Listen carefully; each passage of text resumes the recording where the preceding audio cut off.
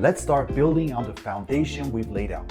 My goal is to help you get out there. So let's talk about how you want to be seen by others. In marketing, we call this your positioning. What do you want to be known for? What do you represent? How do people describe you when you're not around? That's what this is all about. I've done a lot of this thinking for you, so we'll move through it quickly. I'm essentially handing you a ready-made positioning that you can use, but I want you to understand the thinking behind it and why it works so well. If you had to answer the secret to business success in one sentence, what would you say? It's an interesting question, and I'm sure there are many answers. But from our perspective, working with thousands of businesses over the past decade, I'd say this: find out what people want and sell it to them. It's almost impossible to fail with this approach. Think about it. If you're the only food vendor at a festival, you're guaranteed to make sales. People need to eat, and you're the only one providing food. They might not be too picky about quality because they're hungry, and you're their only option. In my career, I've been fortunate to experience this phenomenon where a product or service resonates immediately with the market, leading to significant sales. It also happened with Entrepreneur Circle in 2010. Within 24 hours, we had over 600 new members. We found what people wanted, and it took off. Since you're in the coaching or consulting business, it's crucial to understand why people buy these services. In my experience, there are three main reasons. Number one, they lack the ability or knowledge to achieve their goals on their own. Many people find things complicated and need help navigating it. Number two, they want to move faster. Some people have a great opportunity and want to seize it quickly, so they seek help to accelerate their growth. Number three, they want a proven system or structure. People find reassurance in following a system that's been successful for others. Keep these reasons in mind when you develop your positioning. Many coaches and consultants struggle to get clients because they are not offering what the market wants. It's easier to sell something people want rather than something they need but don't necessarily enjoy. Our group coaching program focuses on helping businesses get and keep customers consistently. This is something business owners want because they're passionate about their work and would love to have more customers. That's why our coaching has been so successful. We offer a solution to a problem the market wants solved. Remember, you can't fight the market. We launched products and services that we thought were amazing, but they just didn't sell. It's important to be realistic and recognize when something isn't working. We're not fighting the market, we're aligning with it. Marketing has changed dramatically over the past couple of decades, becoming more complex and overwhelming for many coaching business owners. They're bombarded with options and often don't know where to start. That's where we come in. We provide clarity, a system, and a structure to help them get and keep customers. We're the solution to their biggest problem, and there's a huge demand for it. Our proven system, the Entrepreneur's Marketing System, cracks the code for consistent customer acquisition. We understand what business owners want and need, and we're here to help them achieve it. So, what do you want to become known for? How do you want people to think of you, see you, perceive you, and talk about you? Let's answer that before the end of this chapter.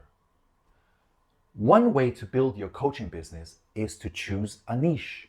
Now, you might already be niched to some degree, but you might want to specialize even further. Specialists can earn more money. Think of it like this: a brain surgeon earns more than a general practitioner. Why? Because they specialize. Niching into a particular category or sector can be very powerful for your marketing. It makes it easier for your potential clients to see you as relevant. They don't have to connect the dots. Let me give you an example. We worked with a client who ran a car servicing and MOT center. He used to send out flyers to advertise his services. We took those flyers and instead of just talking about car servicing in general, we created versions targeted to specific car brands, BMW, Audi, Land Rover, etc. Then he delivered those flyers early on Sunday mornings when most cars were at home. You could then see which household owned which car brand and delivered the flyers accordingly. As a result, his calls quadrupled. It was the same effort, but by being more specific, he got 4 times the results. This can happen with your coaching business too. If you had success in a particular niche, focus your marketing efforts there. You already have credibility and a bank of examples to draw upon, and it would be smart to target other people in that niche. You'll get their attention in a way that generic marketing can't. Relevance matters, especially with all the noise out there. Niching helps you cut through the clutter. It also makes it easier to establish credibility, even if you haven't worked in that industry for 10 years. We built a successful marketing system for restaurants, for example, without ever having worked in one. So think about it. Niching can be a powerful way to accelerate your coaching business, but there are a couple of mistakes to avoid. First, don't think of it as a lifetime decision. You can always adjust your niche later. It's not a huge deal. Don't get stuck in indecision. Speed and momentum are key in business. Second, don't worry if you think you're not the best or most knowledgeable person in that niche. You don't have to be the absolute expert. Focus on providing value and solving problems for your clients. Remember, the key is to just start. Get something going. Test the waters. By the time you're ready to launch, you should have a clear niche. Ideally, it's a niche you're expert in, but even if you only know it reasonably well, that's a good starting point. The niche you choose should have a genuine need for help. There also needs to be enough income margin for them to afford your services. You want to help the customers who can cover your fees and then some. Remember, the power of marketing comes from the market itself. We're not creating desires, we're focusing on existing ones. Find clients who recognize they need help and are willing to invest in a solution. Go to the market with clear positioning. Be the person who will help them with their wants and needs. This is a powerful differentiator. Don't just be a coach or consultant. Be the go-to expert for a specific category in a specific niche. This positioning should be reflected everywhere. Your website, LinkedIn, content, everything. That's why it's important to think this through before you start.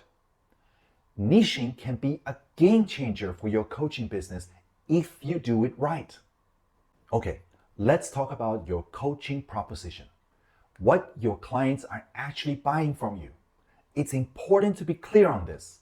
Now, because you're a coach, you've got a lot of flexibility in what you offer.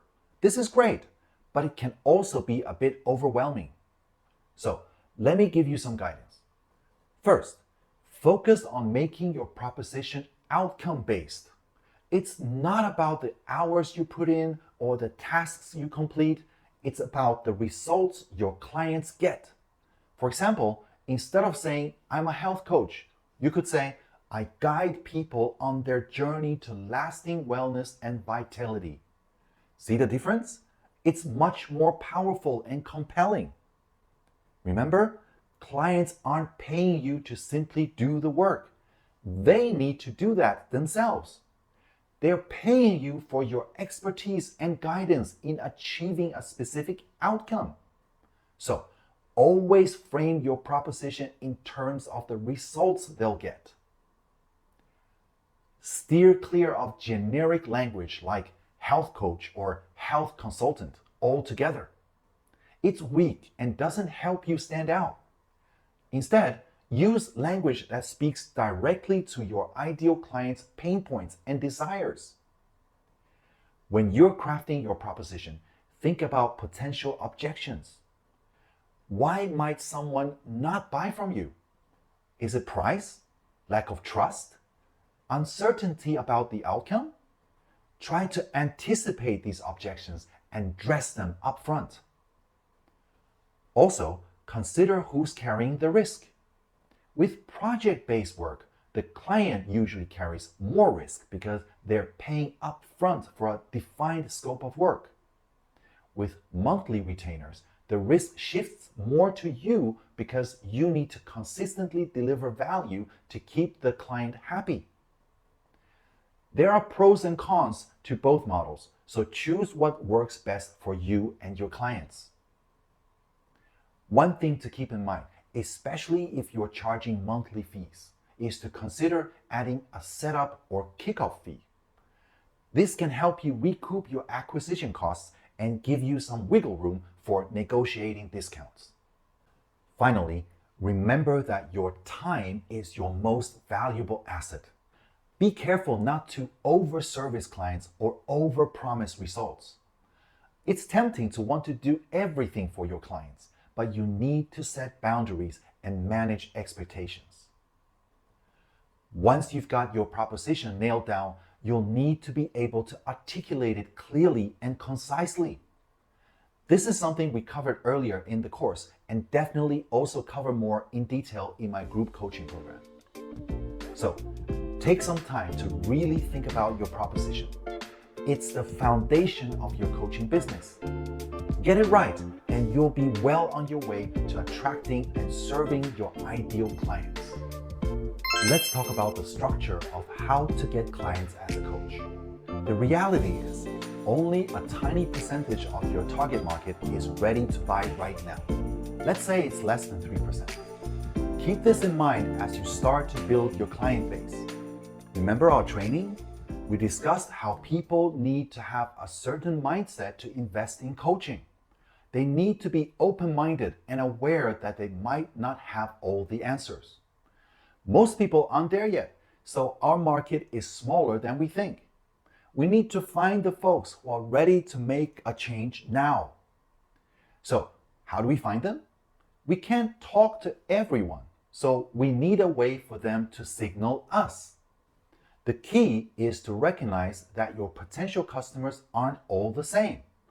You need to communicate in a way that resonates with your ideal clients, making it easier for them to find you.